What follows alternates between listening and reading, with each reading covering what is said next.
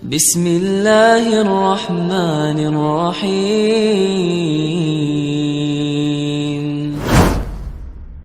Bismillahirrahmanirrahim. Assalamualaikum warahmatullahi wabarakatuh.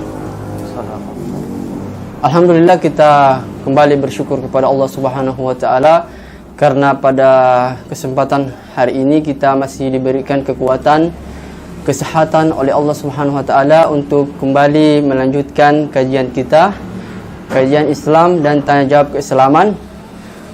InsyaAllah bersama narasumber kita yang telah hadir pada saat ini, Ustaz kita, Ustaz Abu Qaisah. Assalamualaikum Ustaz. Hafizahullah ta'ala. Dan bagi teman-teman yang ingin saran atau mengajukan tema untuk kegiatan kita, kajian kita pada kesempatan berikutnya, silakan untuk komen di Facebook Wakatobi Mengaji. Pemirsa yang insyaallah dirahmati oleh Allah Subhanahu wa taala.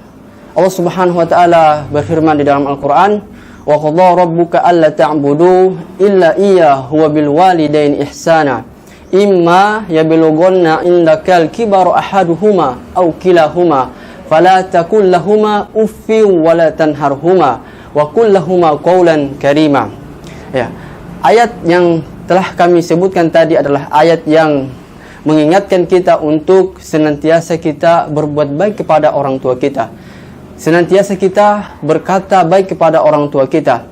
Ustadz, pada kesempatan kali ini kita akan membahas sebuah kisah yang cukup masyhur, kisah dari salah seorang pemuda yang sangat berbakti kepada kedua orang tuanya, terutama ibunya.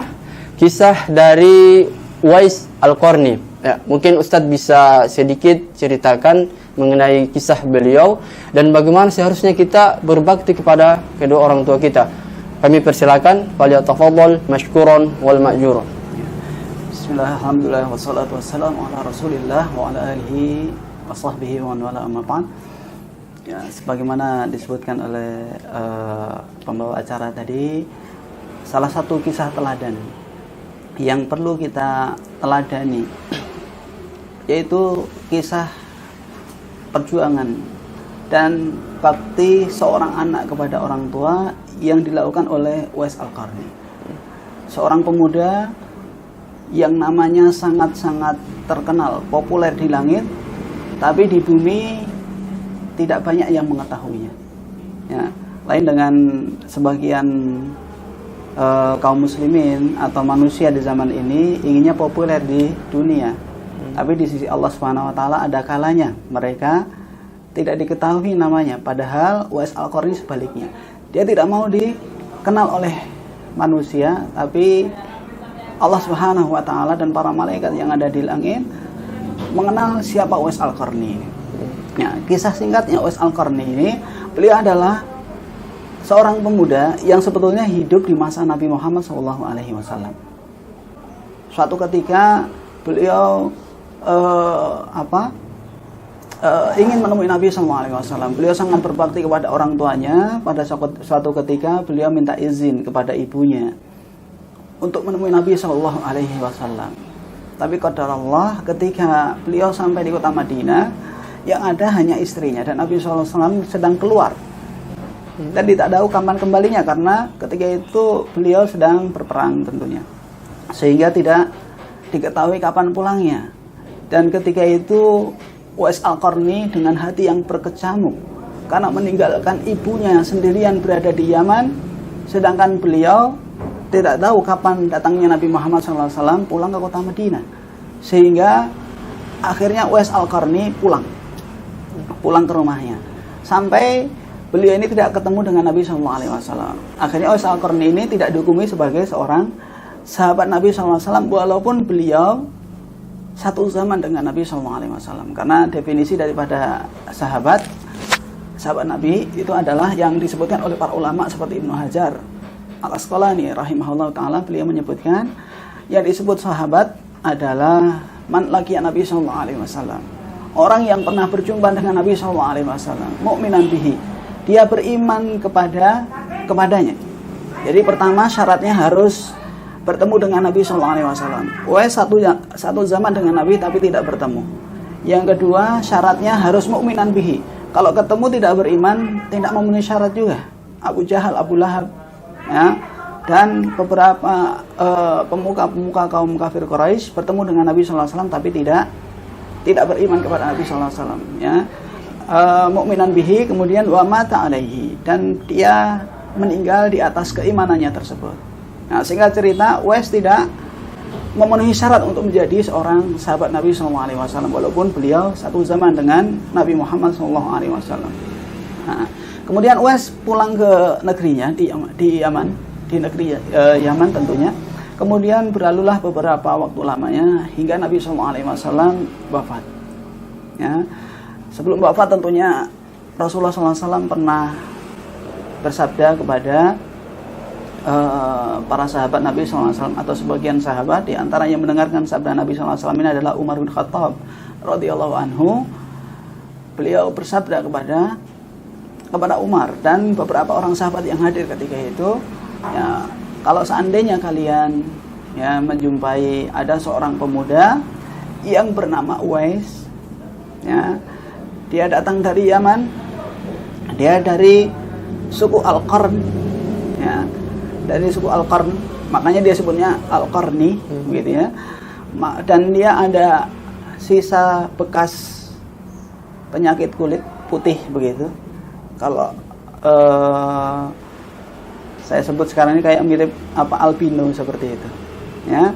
Dan itu masih tersisa sekitar sebesar dirham, kira-kira segini di pusar beliau. Maka mintalah doa kepada Uwais ini, karena doanya Uwais ini sangat didengar oleh Allah Subhanahu wa taala.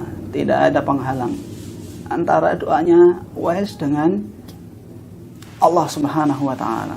Dan doanya memang betul-betul sangat dikabulkan oleh Allah Subhanahu wa taala. Dan pesan Nabi sallallahu alaihi wasallam ini ternyata terus diingat oleh Umar. Ya, setiap tahun di musim haji Umar selalu, ya, berjaga di Mekah dan menanyakan kalau ada rombongan dari Yaman, selalu ditanya, afikum Uwais Al-Qarni, apakah di antara rombongan kalian ada seorang yang bernama Uwais Al-Qarni? Tidak ada. Tahun berikutnya juga seperti itu, dan begitu pula seterusnya. Nah, ini kisah luar biasa perjuangan seorang Amirul Mukminin Umar bin Khattab ingin, ya, mendapatkan doa dari seorang pemuda yang tentunya dalam tanda kutip dari sisi kedudukan bisa jadi Umar lebih mulia dibandingkan Uwais Al-Qarni. Ya, Umar lebih mulia dibandingkan Uwais Al-Qarni. Kenapa demikian? Karena Umar, ya, pertama sahabat Nabi SAW. Semua ulama sepakat bahwa sahabat lebih mulia dibandingkan tabi'in. Ya. Yang kedua, Umar bin Khattab radhiyallahu anhu termasuk salah satu sahabat yang diberikan kabar gembira masuk ke dalam surga. Sedangkan Uwais nggak ada jaminan ini. Ya, dan masih banyak keutamaan-keutamaan yang lain. Ya, singkat cerita, ya, pada suatu ketika Uwais Al-Qarni ini, ya, sebagaimana biasa dia seorang pemuda, ya, melakukan aktivitas, ya, orangnya miskin, ya, rumahnya gubuk reot, ya, dan tinggal sendirian bersama sang ibundanya. Ya, pada satu ketika ibundanya pernah bercerita bahwa ada satu keinginan yang belum bisa direalisasikan sampai saat ini, yaitu beliau ingin menunaikan ibadah haji. Langsung terbesit dalam hatinya Uwais untuk merealisasikan keinginan sang ibunda sebelum beliau diwafatkan oleh Allah Subhanahu wa taala. Akhirnya beliau punya pekerjaan dan memiliki sejumlah uang. Lalu uangnya ini beliau kumpulkan. Nah, di pasar dia belikan seekor kambing. Ternyata uangnya nggak cukup untuk beli seekor kambing. Akhirnya Uwais beli seekor anak kambing. Dibelinya seekor anak kambing, lalu dibawa pulang. Ya, setelah dibawa pulang, dirawat anak kambing ini setiap pagi, ya, setiap hari Uwais angkat seekor anak kambing ini pergi ke atas gunung, turun lagi ke atas gunung, turun lagi. Orang yang melihatnya, orang yang melihat Uwais dengan melakukan perbuatan seperti ini, mereka semuanya pada mengejek rata-rata. Apa yang dilakukan oleh Uwais ini sudah gila. Masa dia gendong anak kambing untuk naik turun bukit? Tapi dia nggak tahu apa yang ingin dilakukan oleh Uwais Al-Qarni. Nah, singkat cerita, berlalulah beberapa tahun lamanya, anak kambing yang dulunya kecil sekarang udah besar. Yang dulunya ringan dibawa oleh Uwais sekarang sudah menjadi berat. Dan yang berat ini ternyata tidak terasa berat lagi. Kenapa? Karena latihan setiap hari. Bisa dibilang badannya Uwais, kalau dengan bahasa kita sekarang, badannya sudah kekar, sudah maco, sudah berotot. Sehingga Uwais siap untuk membawa ibundanya untuk pergi berangkat haji. Bayangkan, berangkat haji dari negeri Yaman menuju Saudi Arabia, itu jaraknya tentunya tidak dekat, ratusan kilometer. Beliau gendong ibundanya dari rumah menuju ke Masjidil Haram di Makkah, tempat dilaksanakannya ibadah haji. Dan beliau tentunya seorang yang miskin, tidak memiliki onta, tidak memiliki kuda, tidak pula keledai. Beliau berjalan kaki menggendong ibundanya. Ternyata rencana Uwais yang selama ini beliau sembunyikan, yaitu dengan menggendong seekor anak kambing, bahkan menjadi kambing yang sangat besar. Beliau gendong naik turun bukit, rencananya adalah untuk membawa ibundanya untuk berangkat pergi berhaji. Ini memberikan banyak faedah buat kita, pelajaran buat kita. Yang pertama, saya sebelum melanjutkan cerita ini, ada beberapa pelajaran yang ingin saya petik di sini. Yang pertama, kalau kita ingin memiliki sesuatu, janganlah kita banyak berjanji, tapi goreskan hal itu dalam hati, coba realisasikan. Jangan hanya janji di lisan, tapi ternyata tidak direalisasikan dalam perbuatan. Beda dengan Uwais. Beliau goreskan hal itu dalam hatinya, berusaha realisasikan, tapi tidak pernah berjanji kepada ibunya, nanti saya akan bawa, saya gendong Anda untuk pergi ke Mekah menunaikan ibadah haji. Nggak pernah terucap seperti itu. Tapi luar biasanya beliau tancapkan keinginan kuat ini dalam hatinya. Beliau berusaha untuk merealisasikannya sedikit demi sedikit, sehingga Uwais mampu untuk membawa ibundanya pergi ke Masjidil Haram, pergi ke Mekah untuk melaksanakan ibadah haji. Pelajaran yang kedua tentunya berbakti kepada kedua orang tua, itu tiada batasnya tentunya. Selagi seorang ibu atau seorang bapak atau secara umum orang tua kita menginginkan sesuatu yang tidak merupakan suatu kemaksiatan, bahkan itu merupakan ibadah yang mulia, bahkan masuk dalam kategori rukun Islam, maka sebagai seorang anak berusahalah untuk merealisasikan, mewujudkan keinginan orang tua kita. Ini yang dilakukan oleh Uwais Al-Qarni. Padahal beliau adalah pemuda miskin, tidak kaya raya, bukan pejabat, bukan orang yang memiliki gaji yang sudah tetap setiap bulannya, bukan pekerja atau pegawai yang sudah memiliki gaji tetap. Enggak, Uwais serabutan, tapi berusaha untuk merealisasikan apa yang menjadi keinginan orang tua. Luar biasa. Nggak punya uang nggak jadi masalah, saya masih punya tenaga istilahnya, saya gendong. Luar biasa. Kemudian pelajaran yang berikutnya, jangan pernah mengeluh sama sekali atas keinginan orang tua kita. Ibunya lumpuh, nggak mampu apapun juga, yang rawat adalah anaknya. Dan Uwais seorang pemuda yang berhati mulia, yang menjadi teladan bagi seluruh kaum muslimin, dalam berbakti kepada orang tua, ternyata memberikan contoh yang sangat sempurna, bahkan paripurna.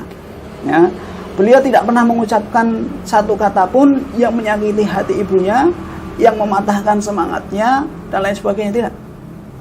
Beliau tidak pernah mengatakan ibu sudah tua, sudah lumpuh, sudah begini dan begitu, mana mungkin kita pergi haji ke Mekah sedangkan kita nggak punya uang, nggak punya harta. Nggak pernah mengucapkan itu, sama sekali tidak. Tidak pernah menyakiti hati orang tuanya, tapi beliau berusaha mewujudkan apa yang menjadi keinginan orang tua. luar biasa. Dan masih banyak pelajaran-pelajaran lain lagi, ya. Tapi kita nggak bisa sebutkan semuanya tentunya, gitu. Tapi singkat cerita saya ingin nukilkan sedikit ya percakapannya Umar dengan Uwais. Ya. Pada suatu ketika seperti biasa, sebagaimana saya sebutkan di awal tadi, Umar bin Khattab selalu menanyakan, ya, kedatangan Uwais. Afikum Uwais Al-Qarni. Apakah ada rombongan di antara kalian yang bernama Uwais Al-Qarni? Di tahun itu ternyata ada, ya, ada katanya. Di mana dia? Di belakang, paling belakang, ketinggalan dia. Itu kalau jalan lambat, pemuda begini, miskin bapak, dia ejek sama rombongan, ya, direndahkan, dihina sama rombongan tersebut, ya. Tapi Umar tidak menggubris, tidak menghiraukan, ya. Kemudian sampai dari kejauhan, ya, kelihatan sosok bayangan seseorang, ya, yang jalan sangat pelan, ya. Dari kejauhan kelihatan luar biasa, ya, lama sekali sampai kepada Umar, di depannya Umar, sehingga ketika sampai di hadapan Umar bin Khattab radhiyallahu anhu, Umar menanyakan, ya, apakah hal anta Uwais Al-Qarni? Apakah anda adalah orang yang bernama Uwais Al-Qarni? Dijawab, iya. Apakah dulu Allah pernah menguji anda dengan penyakit paras? Ya, penyakit apa? Penyakit kulit, yang membuat kulitnya ini putih semuanya. Ya, kemudian anda berdoa kepada Allah Subhanahu Wa Taala untuk disembuhkan. Ya. Iya katanya, kecuali tersisa sebesar 1 dirham. Itu. Dan ini ketika ditanyakan kepada Uwais, kenapa kok anda tidak minta disembuhkan secara totalitas saja? Kan doa anda kan mustajab. Gitu. Kata Uwais jawabannya sangat ringan, mudah. Ya. Beliau sangat luar biasa. Beliau menjawab bahwa saya ingin mengenang dan selalu ingat kepada Allah Subhanahu wa taala agar tidak lalai untuk bersyukur kepada Allah Subhanahu wa taala. Dulu saya pernah diberikan penyakit seperti ini dan sisanya masih ada, supaya saya selalu ingat kepada Allah Subhanahu wa taala, tidak lupa bersyukur bahwa dulu saya berpenyakit, sekarang Allah sembuhkan. Ya, tersisa masih tersisa sedikit, ya, sisa penyakitnya tersebut, agar selalu beliau jadikan pengingat, agar selalu ingat kepada Allah Subhanahu wa taala dan bersyukur atas nikmat Allah Subhanahu wa taala berupa kesembuhan yang Allah berikan pada dirinya. Ya.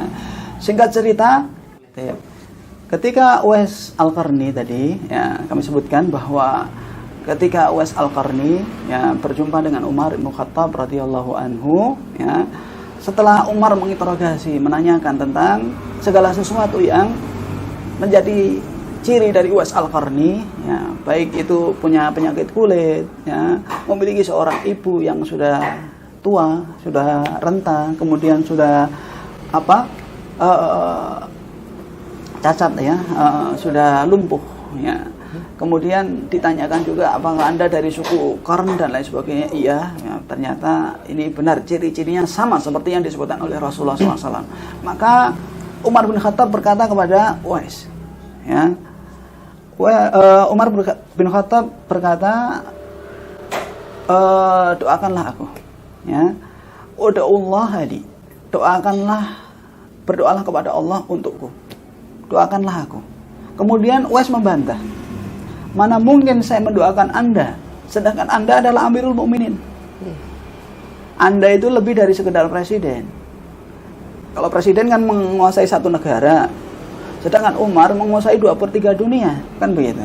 Menguasai Saudi Arabia kalau sekarang, ya.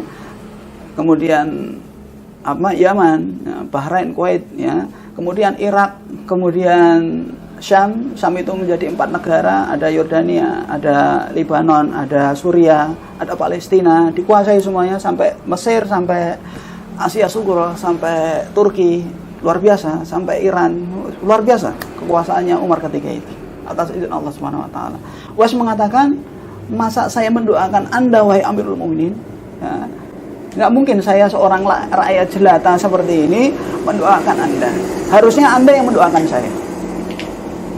Ya, harusnya anda yang mendoakan saya, bukan saya yang mendoakan anda.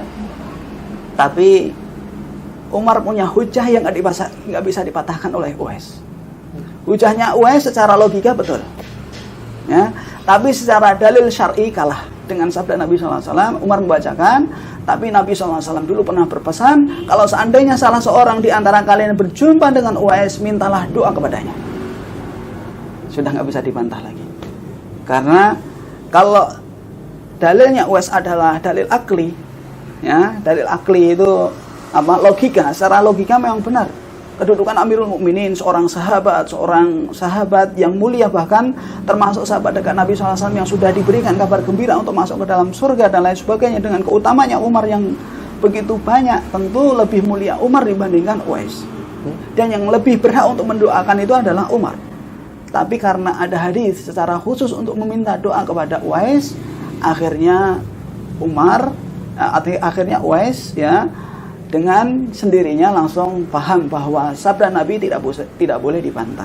Sehingga benar apa yang dikatakan Umar, bahwa setiap sahabat yang mendengar sabda Nabi SAW tadi itu hendaknya mereka meminta doa kepada Uwais Al-Qarni. Akhirnya Uwais mendoakan Umar. Singkat cerita, ketika sudah bertemu dengan Umar, Uwais langsung melarikan diri. Ya, belum sempat minta doa. Sudah didoakan, kemudian Uwais lari, nggak mau diketahui oleh orang bahwa dirinya ada Uwais Al-Qarni. Ya, akhirnya singkat cerita, setelah itu Uwais langsung pulang. Ya, pulangnya nggak ke Yaman, beliau pergi ke Kufah. Dan beliau berada di sana cukup lama. Dan kisahnya ini masih lama, ya, masih panjang sekali. Ya, ini disebutkan oleh Imam Az-Zahabi dalam kitabnya Syiar A'lamin Nubala. Ya, sangat panjang riwayat kisah tentang Uwais Al-Qarni. Ya, yang pada intinya kalau berkaitan dengan tema sore hari ini, ya, Uwais Al-Qarni ini saya berikan satu judul yang sangat menyentuh. Salah satunya adalah Uwais merupakan pemuda yang menjadi teladan bagi orang yang mau berbakti kepada kedua orang tua. Ya, teladan, seperti itu kurang lebih. Mungkin kita masih penasaran dengan pertemuan beliau dengan Umar ibn Khattab yang saat itu menjadi seorang khalifah. Mungkin bisa Ustadz sebutkan apa yang kemudian diminta Umar pada saat itu ke Uwais Al-Qarni. Dalam hadis tersebut, dalam riwayat tersebut hanya disebutkan ud'ullah li, mintalah doa kepada Allah untukku. Kalau hanya itu saja. Uwais spesifik tidak disebutkan. Uwais hanya mendoakan Umar, tapi doanya nggak disebutkan secara spesifik doa apa seperti itu. Hanya didoakan saja. Kemudian setelah itu Uwais pergi dan sembunyi. Bahkan di Kufah pun nggak ada yang tahu. Dan dia dihina-hina juga di Kufah. Ya, dan yang menghina ini seorang pejabat. Ya, nanti mungkin lain kali atau kapan saya ceritakan ulang gitu kan. Tapi saya ceritakan singkatnya, itu pejabat ini suatu ketika pergi haji ke Mekah dan berjumpa dengan Umar di sana. Kemudian Umar bertanya, "Min ain anta? Dari mana kamu?" "Dari Kufah." Ya, "Afikum Uwais Al-Qarni? Kamu tahu nggak di sana ada Uwais Al-Qarni?" Ya, tidak ada. Uwais Al-Qarni itu seorang pemuda, dia miskin dan lain sebagainya, dia pokoknya nggak ada nilainya lah di sana. Nah, lalu dihardik sama Umar bin Khattab radhiyallahu anhu. Nah, Uwais itu memiliki kedudukan yang mulia. Kemudian dijelaskan hadis Nabi SAW yang tadi telah kita sebutkan. Akhirnya dia tunduk lesu, pulang ke Kufah, langsung minta maaf kepada Uwais dan minta doa. Nah, ketika minta doa sama Uwais berkata, "Apakah lakaita Umar? Apakah kamu berjumpa dengan Umar ketika menunaikan ibadah haji?" "Iya, saya berjumpa." "Oh, ini." Ini yang bikin dia minta doa kepada Uwais gitu. Karena Uwais itu sebelumnya nggak mau diketahui oleh orang. Setelah ada orang yang meminta doa selain Umar, ya, akhirnya Uwais pun lari dari Kufah, meninggalkan Kufah. Ya, di Irak, ya, lari. Nggak pengen diketahui oleh orang, nggak pengen terkenal, nggak pengen populer gitu. Yang pengen itu adalah dia ingin mengabdi kepada Allah Subhanahu wa taala, berbakti kepada orang tuanya tanpa harus diketahui oleh orang. Yang penting Allah dan malaikatnya tahu. Itu harusnya yang perlu kita tanamkan dalam hati kita, dalam lisan kita maupun amal kita, dalam anggota badan kita ketika beribadah kepada Allah Subhanahu wa taala. Tujuannya hanya mengharapkan ridha Allah Subhanahu wa taala. Ikhlas karena Allah, biar tidak diketahui orang, nggak jadi masalah. Yang penting Allah Maha mengetahui apa yang kita lakukan. Begitu. Misalnya Ustaz, kalau kita kaitkan dengan kehidupan kita sekarang, contoh misalkan kita dalam rumah, misalkan kita berselisih paham dengan orang tua kita, kira-kira apa yang harus kita lakukan sehingga kemudian tidak menyinggung perasaan orang tua kita apabila kita berselisih dengan orang tua kita, kira-kira seperti apa sih? Iya. Berselisih pendapat ya dengan orang tua. Ini ada secara umum gambarannya ada dua macam. Ya. Yang pertama, berselisih paham tentang masalah agama. Ya, berselisih paham tentang masalah agama. Ini pun minimal ada dua macam. Kalau masalah yang berselisihnya masalah akidah atau masalah ibadah, gitu ya. Nah, kalau masalah akidah, kita nggak boleh bertoleransi. Misalkan kalau seandainya orang tua kita menyuruh kita berbuat syirik, ya, maka kita tidak boleh untuk menaati perintah orang tua. Bukan berarti tidak menaati itu membantah, tidak. Ya, seperti tadi ayatnya sudah disebutkan ya di awal tadi, wa qadara rabbuka alla ta'budu illa iyyah wa bil walidaini ihsana. Ya, imma yablughanna al-kibara ahaduhuma wala au ahaduhuma wala taqul lahumu uffin wala tanharhuma. Jadi kalau seandainya mereka sudah berada di usia lanjut, sudah tua renta, fala taqul lahumu uffin, jangan katakan kata kata sanggahan, apapun katanya itu. Kalau di negeri kita mungkin nggak ada yang mengatakan uff gitu. Ini kan bahasa Arab soalnya. Kalau orang Arab biasa kalau disuruh apa gitu kan, yang nggak sesuai dengan hati nuraninya, dia katakan uff. Kalau bahasa kita cuma begitu saja. Orang tua menyuruh apa nggak sesuai, mungkin nggak keluar apapun dari lisan kita, tapi kita hanya ya.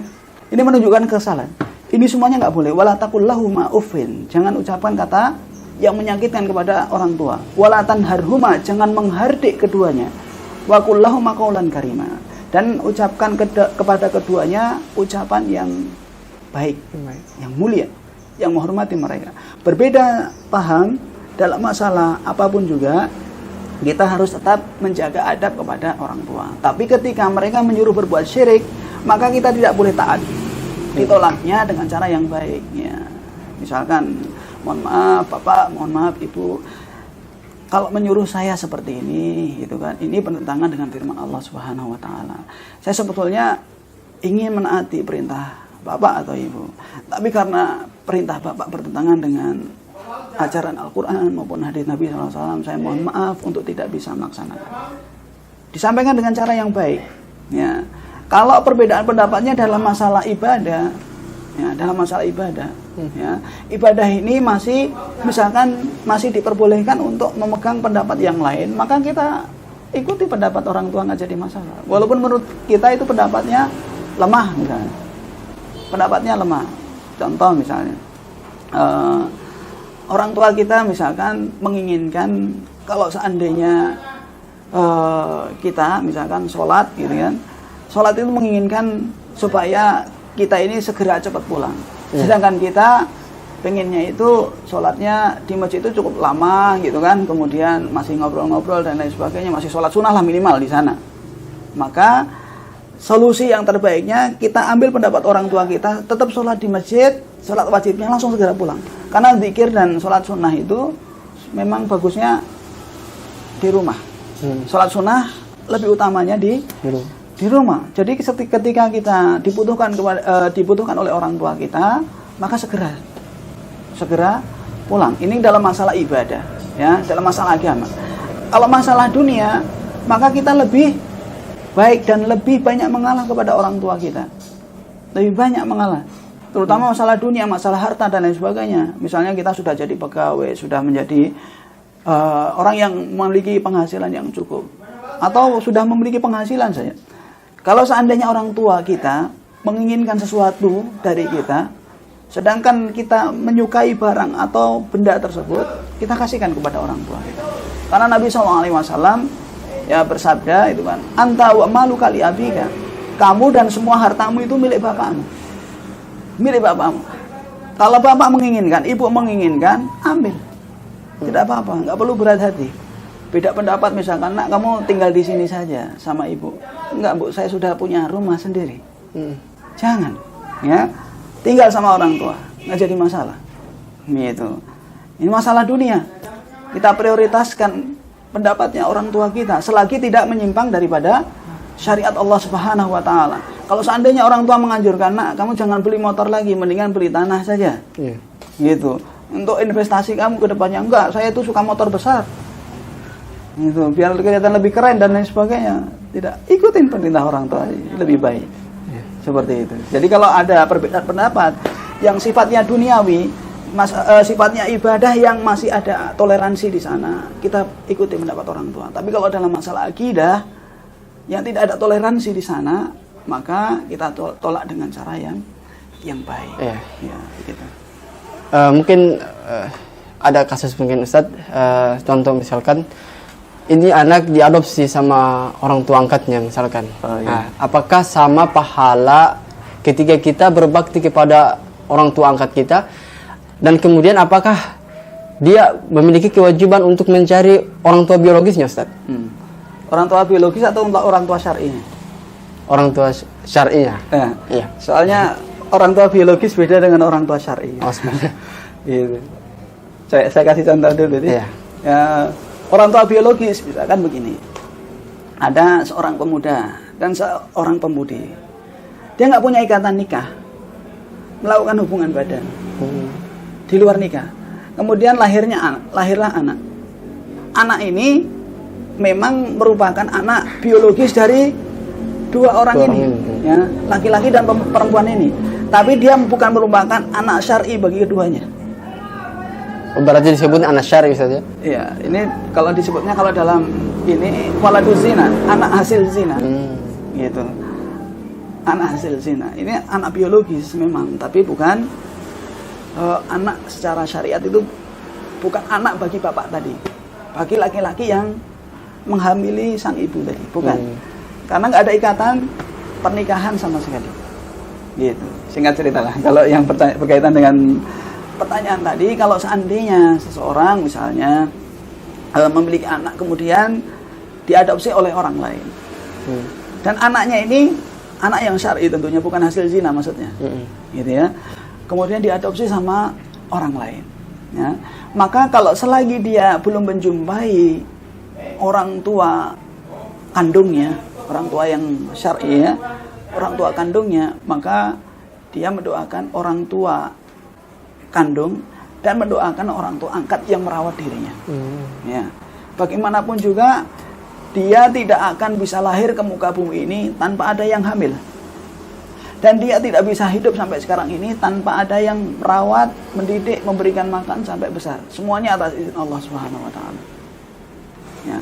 Jadi dia berbakti kepada orang tua kandung, ya, berbuat baik juga kepada orang tua angkat yang telah memberikan nafkah, memberikan sandang, pangan, papan, memberikan segala sesuatunya untuk kita, mendidik kita, menyekolahkan kita dan lain sebagainya. Ya, dia mencurahkan kasih sayangnya untuk kita, walaupun kita bukan anak kandungnya misalnya, tapi kita tetap harus berbuat baik kepada mereka. Begitu. Iya. Misalkan Ustaz, orang tua kita sudah meninggal sekarang. Kira-kira cara terbaik dari kita sebagai seorang anak untuk berbakti kepada orang tua yang telah meninggal, apakah kemudian juga kita diperbolehkan langsung berdoa di makamnya, Ustaz, di kuburnya? Kira-kira seperti apa, Ustaz? Ada beberapa cara ya untuk berbakti kepada kedua orang tua. Ya, di antaranya apa yang disebutkan oleh Nabi SAW dalam hadisnya. Rasulullah SAW bersabda, "Idza mata ibnu Adam inqata amaluhu illa min thalathin." Apabila anak cucu Adam meninggal, maka terputus semua amalnya kecuali 3. Ya. Yang pertama, sedekatin jariyah, sedekah jariyah. Sedekah jariyah ini sedekah yang dilakukan oleh orang tua kita semasa hidupnya untuk apa ya? Pembangunan masjid, sarana pendidikan, atau kemaslahatan umat secara umum. Ini pahalanya masih mengalir. Ya. Kalau kita ingin bersedekah atas nama orang tua pun, itu juga pahalanya akan mengalir kepada mereka. Jadi misalkan sebagai seorang anak, kita ingin berbakti kepada orang tua, kita selalu ingat kepada orang tua kita. Misalnya saya sedekahkan keramik misalkan ya. Keramik atau 1-2 sak semen atas nama orang tua saya supaya pahalanya mengalir ke mereka. Boleh, sedekah jariah, gitu ya. Yang kedua adalah ilmun yuntafa'u bihi. Ilmu yang bermanfaat. Ilmu yang bermanfaat, ilmu yang diajarkan oleh orang tua kita semasa hidupnya. Dan apabila itu masih diamalkan dan diajarkan kepada orang lain, maka pahalanya terus mengalir. Dan salah satu peran seorang anak adalah mengajarkan. Misalkan orang tua kita dulu pernah mengajarkan petuah, nasihat, atau apapun juga. Ya, kita sampaikan bahwa saya ini dulu mendapatkan nasihat dari orang tua saya. Orang ini harus begini dan begitu. Atau orang tua kita termasuk tokoh agama. Mengajarkan kita mengaji misalkan. Nah, ilmunya kita ajarkan ke orang lain. Supaya apa? Supaya ilmu yang pernah diajarkan oleh orang tua kita kepada kita itu masih mengalir pahalanya kepada orang tua kita. Begitu. Ini cara yang kedua. Kemudian yang ketiga, waladin soleh yad'u lahu, anak soleh yang selalu mendoakannya. Anak soleh yang selalu mendoakannya. Kalau kita ini kayaknya ya, mendoakan orang tua sehari sekali kadang lupa-lupa. Kadang begitu. Padahal setelah sholat wajib, setelah sholat sunnah, setelah baca Al-Quran, setelah apa, kita bisa selalu mendoakan orang tua, nggak ada sulitnya. Apalagi di bulan Ramadan. Apalagi di bulan Ramadan. Doa yang mustajab ketika kita sahur tadi pagi. Ketika sahur itu kadang orang fokus hanya pada makanan. Lupa baca doa. Bukan baca doa makan. Tapi ketika di sela-sela makan, dia boleh berdoa. Rabbi firli wali walidayya warhamhuma kama rabbayani shaghira. Ya, atau dengan mendoakan anak-anaknya, mendoakan keluarganya. Ya. Rabbi habli minas shalihin, atau dengan doa-doa yang lainnya dia panjatkan di waktu sahur. Kenapa demikian? Itu waktu dikabulkannya doa. Ya. Tidak hanya itu, ketika kita berbuka nanti di hari pertama ini di bulan Ramadan, ketika berbuka, kadang orang sibuk dengan makanan berbukanya sampai lupa baca doa. Bukan hanya berdoa berbuka puasa, tapi ketika kita berbuka itu adalah waktu yang mustajab untuk dikabulkannya doa. Nah, sehingga ketika kita berbuka itu perbanyak doa sambil mengunyah, sambil makan, sambil minum misalnya. Di sela-sela itu misalnya kita mendoakan kedua orang tua kita. Ya, apalagi seharian ini kita ya di Wakatobi khususnya itu diguyur hujan. Pintu langit terbuka. Hari pertama Ramadan, ya. Waktu dan tempat dikabulkannya doa ada di depan kita. Hari Jumat Hari Jumat, luar biasa.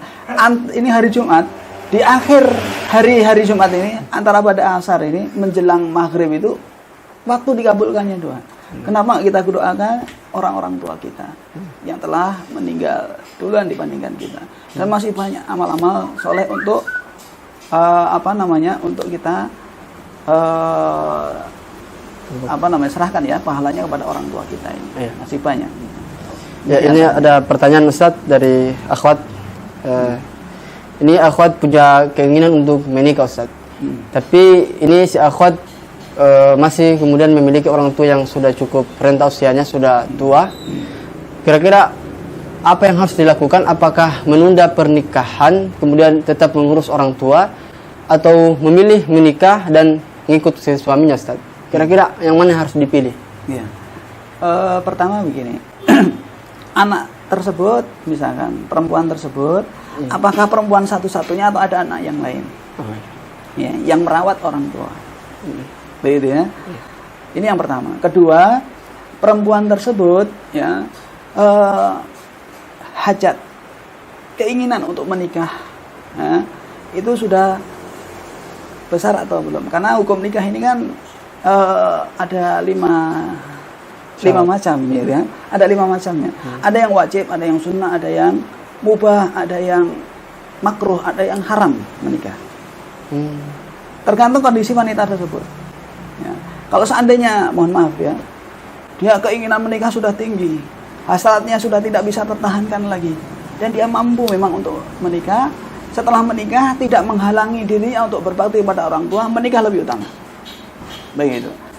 Nah, suaminya bisa membantu nanti untuk mengurus orang tuanya misalnya. Lebih utama nikah. Gitu. Seandainya misalnya dia tidak memiliki kemampuan ya, tapi syaratnya sudah kuat untuk menikah, tapi finansialnya belum mencukupi, maka dia disunahkan untuk menikah. Disunahkan untuk menikah, tidak wajib menikah, tapi disunahkan. Nah, karena dikhawatirkan dia terjerumus pada perkara yang haram, gitu ya. Lain halnya dengan wanita yang biasa-biasa saja, artinya keinginan menikah belum terlalu kuat juga, masih bisa menahan, istilah kata begitu. Kemampuan finansial pun kurang mendukung juga. Kalau mau menikah boleh, gitu. Selagi setelah menikah bisa berbakti juga kepada orang tua, gitu. Kapan seorang wanita ini misalkan menikah itu haram, misalkan, atau makruh, ya, ketika dia setelah menikah meninggalkan kewajiban yang lain atau malah berbuat maksiat setelah pernikahan. Ada kemaksiatan di sana. Misalkan ada kewajiban yang terbengkalai. Misalnya setelah menikah dia nggak bisa melayani suaminya dengan baik. Menelantarkan. Tidak hanya itu, orang tuanya pun ditinggalkan misalkan. Maka kondisi seperti ini dia haram menikah, mendingan ngurus orang tua. Begitu. Jadi kembali ke poin yang pertama tadi, kira-kira anaknya ada berapa, yang mengurus orang tua ada atau tidak. Kalau tinggal dia lebih bagus dia berbakti dulu. Tapi kalau ada yang lain juga, anak yang lain juga, dan bisa bergiliran mengurus orang tua, maka dia bisa menikah dan juga di sisi lain bisa ngurus kedua orang tua. Ini yang terbaik tentunya, menggabungkan dua kebaikan, menyempurnakan agamanya dengan menyempurnakan setengah agamanya dengan menikah, di sisi lain dia masih bisa berbakti kepada orang tua. Dan setahu saya tradisi di sini, kalau habis menikah itu kan tinggalnya di tempatnya perempuan. Iya. Selama 1 tahun sampai punya anak 1 kalau nggak salah. Kalau di Wanci, yang saya dengar begitu. Jadi tinggal di sana dulu. Ini kan kesempatan bagi wanita tersebut untuk bisa berbakti kepada orang tuanya. Jadi tidak ada alasan untuk tidak menikah kalau memang butuh untuk menikah. Karena setelah menikah, toh dia masih bisa berbakti kepada orang tuanya karena tinggal bersama orang tuanya. Ya, alhamdulillahirabbil alamin. Demikian apa yang bisa disampaikan pada kesempatan hari ini. Ada banyak pelajaran yang bisa kita ambil hikmah. Yang pertama tadi kisah dari Uwais Al-Qarni, yang mudah-mudahan bisa menjadi teladan bagi kita semua untuk kemudian kita senantiasa berbakti kepada kedua orang tua kita dan bisa menjadi panutan kita saja, tokoh idola kita. Nah, bisa. Dan kemudian semoga kita senantiasa mendoakan selalu orang tua kita yang telah meninggal dunia ataupun yang masih diberikan kesempatan oleh Allah Subhanahu wa taala untuk lengkap orang tuanya. Maka ini kesempatan kita untuk meraih surga Allah Subhanahu wa taala melalui orang tua kita. Dan kami ingatkan kepada teman-teman sekalian untuk tetap stay. Besok insyaallah kami akan kembali hadir. Mudah-mudahan selanjutnya kita tetap melanjutkan kajian kita. Demikian apa yang bisa kami sampaikan, semoga bermanfaat. Syukran wa jazakumullahu khairan. Subhanakallahumma bihamdik asyhadu an la ilaha illa anta astaghfiruka wa atubu ilaik. Assalamualaikum warahmatullahi wabarakatuh. Waalaikumsalam.